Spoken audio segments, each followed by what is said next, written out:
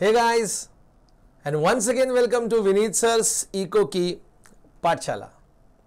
Sir, आज का question क्या है? आज क्या पढ़ाने वाले हो इस रिकॉर्डिंग में? चेक करते हैं।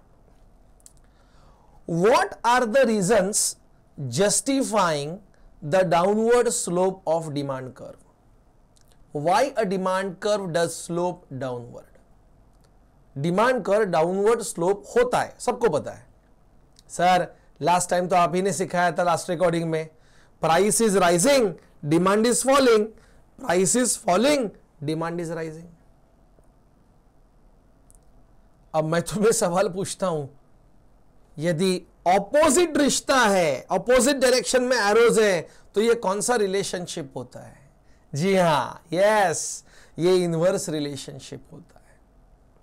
यानी डिमांड कर्व जब डाउनवर्ड स्लोप होता है तो लॉजिकली उसका एक ही रीजन है, इनवर्स रिलेशनशिप बिटवीन, जी हां, प्राइस एंड डिमांड। लेकिन ये इनवर्स रिलेशनशिप होता ही क्यों है? तो उसके रीजंस हमें आज जानने हैं। चेक करते क्या क्या है। पहला पॉइंट का टाइटल है लॉ ऑफ डीएमयू। यदि आपको पहले वाले सारे रिकॉर्डिंग्स याद है, आपने रनिंग नोट्स लिखे रहेंगे, तो लॉ ऑफ डीएमयू का कंटेंट सिखाते वक्त एक पॉइंट आया था, लॉ ऑफ डिमांड, और उस टाइम हमने आपको बताया था कि उस पॉइंट का एक्सप्लेनेशन ऑटोमेटिकली आपको लॉ ऑफ डिमांड में मिल जाएगा। चैप्टर नंबर 3A जो चल रहा है डिमांड एनालिसिस, उसमें मिल जाएगा। एक स्टेटमेंट है, law of demand is based on law of DMU. Is it true or false? Yes, it is 100% true. Law of demand is based on what? Law of DMU. It means law of DMU is the foundation for the law of demand. लेकिन कैसे? Screen पे देखते हैं flow chart की मदद से। Rational consumer, इस साल के रिकॉर्डिंग्स की शुरुआत हमने यही कंटेंट से की थी। रैशनल कंज्यूमर किसे कहते हैं? द पर्सन, जी हां, सही फरमाया आपने, the person, the consumer who aims at maximisation of satisfaction. जो कंज्यूमर का टारगेट सेटिस्फैक्शन को मैक्सिमम करना होता है, मैक्सिमाइज करना होता है, वो कंज्यूमर रैशनल कंज्यूमर होता है। और ये रैशनल कंज्यूमर का सेटिस्फैक्शन मैक्सिमम कब होगा? जब वो point of dash dash achieve करता है। चलो चलो, कमान कमान कमान, आंसर दो। जी हां, जब वो पॉइंट ऑफ सैचिटी अचीव करता है। पॉइंट ऑफ सैचिटी कहो, पॉइंट ऑफ सैचुरेशन कहो, याद है ना? जी हां, TUMU एनालिसिस के शॉर्ट नोट में हमने ये पढ़ा था। और ये पॉइंट ऑफ सैचुरेशन कब मिलता है? जब उसका मार्जिनल यूटिलिटी 0 हो जाता है। याद करो, when TU is maximum, MU is minimum or 0, it is called point of satiety. यानी MU को 0 करना है, मतलब MU को मिनिमाइज करना पड़ेगा, और MU को मिनिमाइज करना है, MU को घटाना है। तो लॉ ऑफ डीएमयू क्या कहता है प्यारे? लॉ ऑफ डीएमयू यही कहता है कि कमोडिटी के स्टॉक का कंजम्पशन बढ़ाओ। जितना ज्यादा कंजम्पशन करेंगे उतना आपका MU घटता जाएगा, घटता जाएगा, घटता जाएगा, घटता जाएगा, मिनिमम होगा, 0 होगा, और 0 होगा मतलब ऑटोमेटिकली पॉइंट ऑफ सैचिटी तो मिलेगा। यानी आपको कंजम्पशन का स्टॉक क्या करना पड़ेगा? बढ़ाना पड़ेगा। लेकिन कंजम्पशन का स्टॉक बढ़ाने के लिए पहले वो आपके पास होना तो चाहिए। सर, क्या होना चाहिए? Stock of commodity. यानी पहले आपको भारी तादाद में एग्जैक्टली वो स्टॉक ऑफ कमोडिटी खरीदना होगा, उसे डिमांड करना पड़ेगा। इसका मतलब आप डिमांड ज्यादा कब करते हो? सिंपल सा है, when price falls you demand more. When price falls you demand more. When you demand more, so you consume more. बराबर है। देखो ना, when price falls you demand more, ये लॉ ऑफ डिमांड हुआ। लॉ ऑफ डिमांड में भी inverse relationship ही होता है, प्राइस घटा डिमांड बढ़ा, it is law of demand, जो आपको बाद में बताया भी जाएगा, पढ़ाया भी जाएगा विस्तार में, बट अभी के लिए इतना काफी है आपके लिए। व्हेन प्राइस फॉल्स, कमोडिटी सस्ता हो गया, demand rises, it is called law of demand. Sir लेकिन जो कमोडिटी का हमने ज्यादा डिमांड किया है, जो कमोडिटी हमने ज्यादा खरीद लिया है सस्ते प्राइस की वजह से, वो कमोडिटी के स्टॉक का हमें क्या करना है, कंजम्पशन करना है। यानी आपका देखो डिमांड आपका बढ़ा, आपका देखो ना, ये देखो ना स्क्रीन पे आप ये देख सकते हैं। जस्ट 1 मिनट में कलर चेंज करता हूं, मच बेटर। ये देखिए ना, डिमांड आपका बढ़ा, मतलब कमोडिटी आपने ज्यादा परचेस कर लिया। अब खुद के पास, आपके पास कमोडिटी का स्टॉक ज्यादा है तो आप ज्यादा स्टॉक को कंज्यूम करेंगे। और उधर पहले चैप्टर में लॉ ऑफ डीएमयू क्या बोलता है, जब आप ज्यादा स्टॉक परचेस करोगे, जब आप ज्यादा कंज्यूम करोगे, अटक मटक चौड़ी चटक चौड़ी लगली गोड गोड, सर मतलब अरे ऑटोमेटिकली जब आप स्टॉक को बढ़ाएंगे तो डेफिनेटली क्या हो जाएगा, as per law of DMU, जी हां, आपका मार्जिनल यूटिलिटी कम हो जाएगा। यानी एक जगह मेरे बच्चों को क्या दिख रहा है, प्राइस घटा यानी स्टॉक ऑफ कमोडिटी डिमांडेड बढ़ा, तो लॉ ऑफ डिमांड। लेकिन वो स्टॉक डिमांडेड बढ़ा, स्टॉक कंज्यूम्ड बढ़ा, तो डेफिनेटली मार्जिनल यूटिलिटी घटेगा। तो आपको राइट साइड में जी हां लॉ ऑफ डीएमयू का दर्शन हो रहा है। और देखो विनीत सर ने दो लॉज के बीच में रिश्ता एस्टैब्लिश किया। Explanation over. So what is the concluding story? Law of demand is based on law of DMU. लेकिन लॉ ऑफ डिमांड हमें क्या बताता है, क्या सिखाता है? लॉ ऑफ डिमांड हमें इनवर्स रिलेशनशिप बताता है प्राइस एंड डिमांड के बीच का। ये इनवर्स रिलेशनशिप के लिए रिस्पॉन्सिबल कौन है? लॉ ऑफ डीएमयू, जो हमारे पॉइंट का टाइटल भी है। यानी अल्टीमेटली लॉ ऑफ डीएमयू है, इसीलिए प्राइस और डिमांड में इनवर्स रिश्ता है, और प्राइस एंड डिमांड में इनवर्स रिश्ता है, इसीलिए तो डिमांड कर डाउनवर्ड स्लोप होता है। And if I am not wrong, question वही है ना, व्हाई डिमांड कर स्लोप्स डाउनवर्ड। सो पहला पॉइंट का एक्सप्लेनेशन तो मिल गया, because of the application of law of DMU. आका बोलो मेरे साथ, डिमिनिशिंग मार्जिनल यूटिलिटी। जी हां, मैं उम्मीद करता हूं ये पॉइंट आपको समझा रहेगा। मैं उम्मीद करता हूं ये आप रनिंग नोट्स में सब लिख रहे हैं। मैं आपको एक चेतावनी देना चाहता हूं, यदि आपने स्क्रीन पे जो दिख रहा है वैसे के वैसे रनिंग नोट्स में लिखा भी, हाथ जोड़ के विनती करता हूं आपसे सभी लोगों से कि प्लीज ऐसा प्रेजेंटेशन एग्जाम में आपको नहीं करना है। ये पूरा गाउठी स्टाइल में हम लोग इकोनॉमिक्स पढ़ाते हैं ताकि स्टूडेंट के पल्ले पड़े। समझ में आ रहा है? स्क्रीन पे जो दिख रहा है वो आंसर लिखने का तरीका नहीं है, नहीं है, नहीं है। आंसर तो वैसे ही लिखने का जैसे टेक्स्ट बुक में छपा हुआ है। ओके, ये जस्ट सिंप्लीफिकेशन पर्पस के लिए। और मैं आपको बात बताऊं, ये सारी बातें बाद में नेक्स्ट ईयर सीए फाउंडेशन में भी तो पढ़नी है। समझ में आ रहा है? सेकेंड पॉइंट ले लेते हैं। सेकेंड पॉइंट का टाइटल है इनकम इफेक्ट।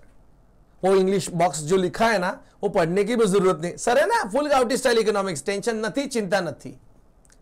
आपके जेब में 50 रुपए का एक हरी पत्ती है, मतलब 50 रुपए का नोट आपके पास है। अरे विनीत सर सीधा बोलो ना, हमारा इनकम 50 रुपीज है, और आपके स्क्रीन पे आपको 2 कोक का बॉटल दिख रहा है। सोचो, एक कोक के बॉटल का कीमत है 25 रुपया, इसका 25 है, स्वाभाविक है इसका भी 25 है। सो 25 और 25 कितना होता है? 50। मतलब 50 रुपए इनकम से आपको कितना परचेसिंग पावर मिला? तो इसका आंसर है 2 बॉटल्स ऑफ कोक। यानी 50 रुपए का इनकम लेवल पे आपका परचेसिंग पावर कितना है? 2 बॉटल्स कोक। बराबर है? अब सोचो, आपका इनकम सेम है। डैम इट सर, इनकम बढ़ा नहीं। बहुत बुरा न्यूज सुनाया आपने। इनकम तो आपका कांस्टेंट है, लेकिन एक बात बताऊं, क्या किसी को बोलना मत, आपके लिए गुड न्यूज भी है। जी हां, आपके लिए गुड न्यूज भी है। भले आपका इनकम ना बढ़े, वो कांस्टेंट रहे। लेकिन गुड न्यूज कहां छुपा हुआ है विनीत सर? तो गुड न्यूज यहां छुपा हुआ है, कोक का ये जो प्राइस है ना बॉस, ये फॉल हो चुका है। अब वो 25 रुपया नहीं है, अब वो 10 रुपीज है। बस गिनती शुरू करो, गिनती शुरू करनी है आपको। इनकम अभी भी 50 रुपया है, लेकिन यदि एक कोक बॉटल का प्राइस 10 रुपया है तो 50 रुपए में कोक का कितना बॉटल आएगा? टोटल 5 बॉटल आएगा। ये तो पहले से ही अपने थे, 50 रुपया इनकम है, 25 रुपया प्राइस है पर बॉटल, तो 2 बॉटल तो आप लेते ही थे। लेकिन अब ये 3 बॉटल आप घर में अधिक लेके जाएंगे, यानी आपका पहले वाला परचेसिंग पावर था 2 बॉटल, अब आपका परचेसिंग पावर 2 नहीं 5 बॉटल है। यानी देखना पड़ेगा कितने से बड़ा परचेसिंग पावर, एग्जैक्टली ये 3 बॉटल आप एक्स्ट्रा ले जा रहे हैं उसी इनकम में, क्योंकि ये तो प्राइस घटने का करिश्मा है। समझ में आ रहा है? सो ये आपका इनकम इफेक्ट है। लेकिन इससे हुआ क्या, ये तो मैंने पूरा एक्सप्लेन कर दिया आपके लिए। अरे तुम लोगों के लिए जान हाजिर है यार, मांगना मत, लेकिन एक्सप्लेन करना मेरा काम है। बट सिंपल इसमें व्यवहार क्या हुआ? इसमें व्यवहार ये हुआ कि कोक का, इसमें व्यवहार ये था, कोक का प्राइस 25 रुपया था, अब वो 10 रुपया हुआ, मतलब प्राइस घटा। पहले कोक के बोतल का डिमांड कितना था? 2 बॉटल्स डिमांड था। अब कोक के बोतल का डिमांड कितना है? 2 नहीं, 3 नहीं, 4 नहीं, पूरा 5। होइला सर, मतलब वही घूम फिर के शांतिनगर, प्राइस घटा डिमांड बढ़ा, प्राइस घटा डिमांड बढ़ा। इनवर्स रिलेशनशिप दिमाग में जा रहा है क्या? और बस डिमांड कर्व डाउनवर्ड स्लोप होगा। सो ये था अपना इनकम इफेक्ट का एक्सप्लेनेशन। ठीक है, फिर अपना तीसरा कॉन्सेप्ट है। तीसरा कॉन्सेप्ट में मत बोलो, इसको हम लोग रीजन बोल सकते हैं या फैक्टर बोल सकते हैं, responsible for the downward demand curve, and that is called substitution effect. चलो एग्जांपल ही ले लेते हैं। हमने फास्ट फूड आइटम का एग्जांपल लिया हुआ है, जहां आपको दिख रहा है पेपी पनीर पिज्जा, एक sandwich, I don't know it's a Russian और Malaysian sandwich, but I think it's a Mumbai sandwich. Okay, that is what Mumbai masala grilled sandwich. Okay, grill भी नहीं दिख रहा है एक्चुअली, रॉ मटेरियल दिख रहा है पूरा। And anyway burger. ओके, अब बात ऐसी है, ये तीनों कमोडिटीज का प्राइस जो है पर यूनिट वो सेम है। मतलब एक पिज्जा लो तो भी 20 रुपया, एक बर्गर लो तो भी 20 रुपया, और एक सैंडविच लो तो भी 20 रुपया, बराबर है। तो हम कॉन्सेंट्रेट करेंगे बर्गर पे, राइट? यस बॉयज, हाँ। तो बर्गर का प्राइस देखिए, हमारे एग्जांपल में तो तीनों कमोडिटीज का प्राइस हमने 20 रुपीज लिया है। लेकिन सोचो बर्गर का प्राइस फॉल होके 10 रुपया हुआ, पिज्जा का प्राइस अभी भी 20 है, सैंडविच का प्राइस अभी भी 20 ही है, बर्गर का प्राइस भी पहले 20 ही था, लेकिन अब वो 10 रुपीज हुआ है। तो क्या सस्ता हुआ है? ये तो कोई भी बच्चा बताएगा, विनीत सर बर्गर सस्ता हुआ। जैसे बर्गर सस्ता हुआ, बर्गर का प्राइस कम है, लेकिन बर्गर का प्राइस कम हुआ, क्या विनीत सर ने ये बोला पिज्जा का प्राइस बढ़ा? क्या विनीत सर ने ये बोला सैंडविच का प्राइस बढ़ा? नहीं, उनका प्राइस तो तब भी 20 था, आज भी 20 ही है। लेकिन बर्गर का प्राइस घटने की वजह से अब बर्गर के दुश्मन कमोडिटीज यानी सब्स्टिट्यूट कमोडिटीज महंगे हुए तो नहीं, लेकिन महंगे दिख रहे हैं, महंगे लग रहे हैं। और कस्टमर पक्का शाना, कस्टमर का तो एक ही बृहदवाक्य, एक ही घोषवाक्य, जहां कम वहां हम, जिथे कमी तिथे आमी। और इसीलिए कस्टमर क्या बोलेगा? बर्गर का प्राइस घटा, हम बर्गर का डिमांड बढ़ाएंगे। और हो गया तुम्हारा सब्स्टिट्यूशन इफेक्ट। यानी पर्टिकुलर कमोडिटी का प्राइस कम हुआ तो उसके दुश्मन गुड्स ऑटोमेटिकली महंगे हो जाते हैं। तुम्हें पता है अकबर बादशाह और बीरबल की एक कहानी थी। अकबर ने ऐसा एक लाइन ड्रॉ किया और बीरबल को कहा कि बीरबल ये लाइन को हाथ नहीं लगाना है, लेकिन ये लाइन छोटा करना है। बीरबल शाना था, शाना मतलब क्लेवर था। बीरबल ने क्या किया पता है आपको? बीरबल ने बाजू में एक बड़ा लाइन ड्रॉ किया। ये देखो कंपैरेटिव एनालिसिस हो गया, अकबर वाला लाइन छोटा। समझ में आ रहा है सर क्या बोल रहे हैं? यानी बर्गर को चीपर दिखाने के लिए पिज्जा या सैंडविच का प्राइस बढ़ाने का जरूरत नहीं है, बर्गर का ही प्राइस घटाओ, पिज्जा और सैंडविच का प्राइस कांस्टेंट रखो, फिर भी वो दो कमोडिटीज महंगे ही दिखेंगे इन कंपैरिजन विद बर्गर। लेकिन हमें इससे क्या लेना देना है यार? ये पूरे इफेक्ट में कंक्लूडिंग स्टोरी क्या है? बर्गर का प्राइस घटा, बर्गर का डिमांड बढ़ा। It's so simple. सो ये है अपना सब्स्टिट्यूशन इफेक्ट, जो बहुत ही सिंपल भाषा में मैंने एक्सप्लेन किया हुआ है। किताबी भाषा तो आपको वो ब्लू बॉक्स में तो दिख ही रही है, तो उसका टेंशन मत लेना क्योंकि वो टेक्स्ट बुक में है। लेकिन सब्स्टिट्यूशन इफेक्ट विनीत सर ने अल्टीमेटली आपको ये पढ़ाया कि the total demand for the commodity, यानी हमारे यहां burger, whose price has fallen, बराबर है? प्राइस किसका घटा? बर्गर का, 20 रुपीज से लेकर 10 रुपीज तक, तो डिमांड फॉर बर्गर इंक्रीजेस, क्योंकि उसका सब्स्टिट्यूट कमोडिटी ऑटोमेटिकली महंगा हो जाएगा। जी हां, this is called substitution effect. लेकिन इसका कंक्लूडिंग स्टोरी क्या है? फिर से एक बार, बर्गर का प्राइस घटा, बर्गर का डिमांड बढ़ा, इनवर्स रिलेशनशिप दिखा, डिमांड कर तो बॉस डाउनवर्ड जाना ही है, 100% सत्य। समझ में आ रहा है? आगे बढ़ते हैं। और मैंने ऐसा नहीं बोला रिकॉर्डिंग में किसी को भी कभी प्रॉब्लम आया, सर ये पॉइंट आपने एक्सप्लेन किया लेकिन मुझे नहीं समझा, तो मैंने आपको परमानेंट एड्रेस बताया है। जी हाँ, केबिन नंबर 1 में प्रायर अपॉइंटमेंट। ओके, यस, आप मुझे मिल सकते हैं, आपके doubt on the spot solve किए जाएंगे, ये हमारा कमिटमेंट है। ठीक है, आगे बढ़ते हैं। It's multipurpose commodity. अब मेरे ख्याल से मल्टीपर्पज कमोडिटी में आपने देखा रहेगा, मल्टीपर्पज कमोडिटी या मल्टी यूज कमोडिटी को हम लोग वर्सेटाइल गुड्स बोलते हैं। कोल, मिल्क, इलेक्ट्रिसिटी, ये सारे मल्टीपर्पज कमोडिटीज हैं। सर इनमें लॉ ऑफ डिमांड कैसे अप्लाई होता है? इनमें इनवर्स रिश्ता कैसे दिखता है? वही तो देखना है ना बस। ये देखिए, प्राइस ऑफ इलेक्ट्रिसिटी फॉल्स, यानी इलेक्ट्रिसिटी सस्ता किया गवर्नमेंट ने। ऐसा होता नहीं प्रैक्टिकली, एग्जाम्पल में गवर्नमेंट ने इलेक्ट्रिसिटी के रेट्स कम कर दिए।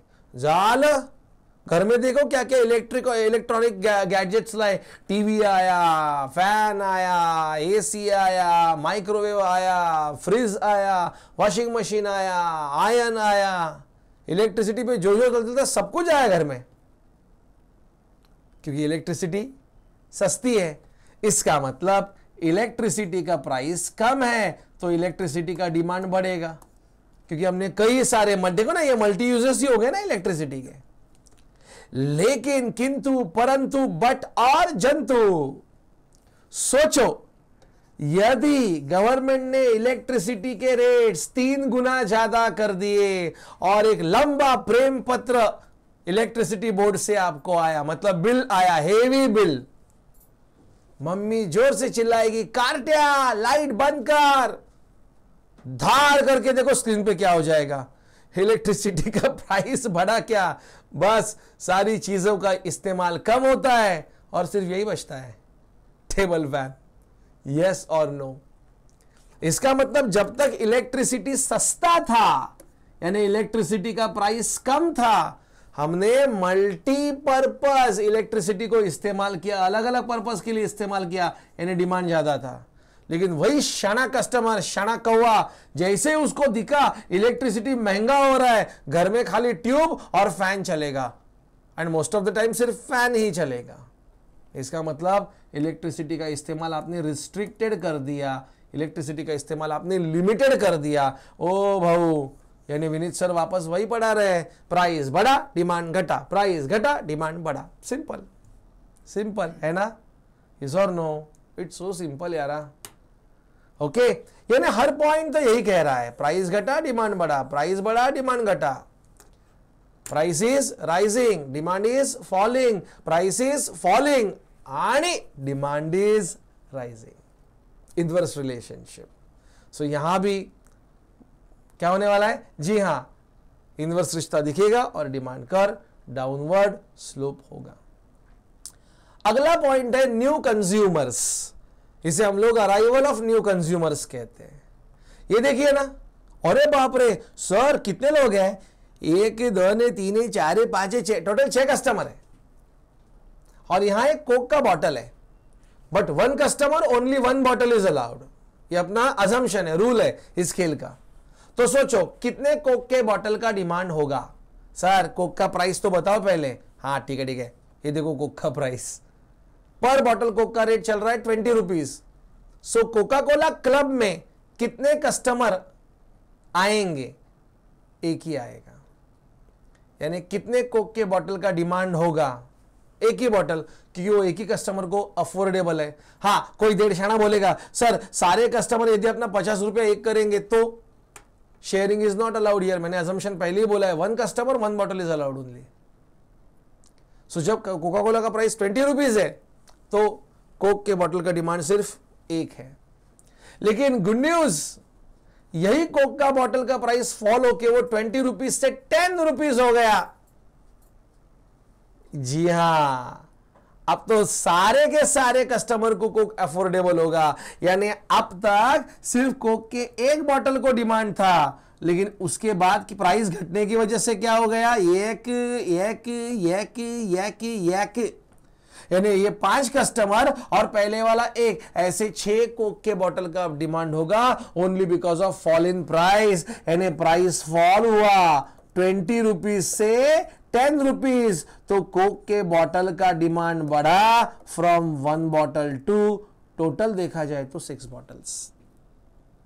यानी वापस वही, प्राइस घटा डिमांड बढ़ा, प्राइस घटा डिमांड बढ़ा। विनीत सर तो बोल बोल के थक गए यारा दिलदारा, और हर केस में हमने आपसे यही कहा, प्राइस घटा डिमांड बढ़ा, प्राइस घटा डिमांड बढ़ा, प्राइस घटा डिमांड बढ़ा। Inverse relationship, indirect relationship, negative relationship, opposite relationship, demand curve downward तो जाएगा ही जाएगा। So guys, thanks for your cooperation. This is Vineet sir सिको की पाठशाला, and till then it's good bye.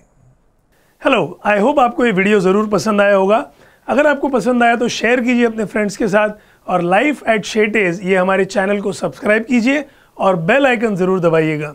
Description में हमारे इंस्टाग्राम पेज के बारे में भी आपको लिंक मिलेगी, उसे भी प्लीज़ फॉलो कीजिएगा एंड ज़रूर अपने फ्रेंड्स को भी कहिएगा। ऐसे ही और क्वालिटी वीडियोज़ हम बनाते रहेंगे। और हाँ, अगर आप थाने डिस्ट्रिक्ट कल्याण वेस्ट में हमारा इंस्टीट्यूट है, अगर आप थाने डिस्ट्रिक्ट के हैं, कल्याण के आसपास रहते हैं, तो ज़रूर विजिट कीजिए शेटेज इंस्टीट्यूट के प्रीमाइसेस। अभी हम 2 लोकेशंस पे मौजूद हैं, शेटेज इंस्टीट्यूट स्टेशन रोड एंड शेटेज इंस्टीट्यूट खड़कपाड़ा, दोनों ब्रांचेस कल्याण वेस्ट में हैं। Thank you.